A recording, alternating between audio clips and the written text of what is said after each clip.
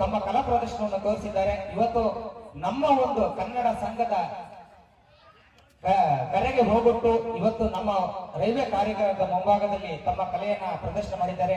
ಅವರಿಗೆ ನಿಮ್ಮೆಲ್ಲರ ಪರವಾಗಿ, ನಮ್ಮ ಕನ್ನಡ ಸಂಘದ ಪರವಾಗಿ ಹೃದಯಪೂರ್ವಕವಾದಂತಹ ಧನ್ಯವಾದಗಳನ್ನ ಅರ್ಪಿಸ್ತಾ ಇದ್ದೀನಿ. ದಯವಿಟ್ಟು ಚಪ್ಪಾಳೆ ಮೂಲಕ ಅವರಿಗೆ ನಾವು ಅಭಿನಂದಿಸೋಣ. ಒಂದು ಚಿಕ್ಕ ಗೌರವ ಸಮರ್ಪಣೆ ನಮ್ಮ ಕನ್ನಡ ಸಂಘದ ವತಿಯಿಂದ.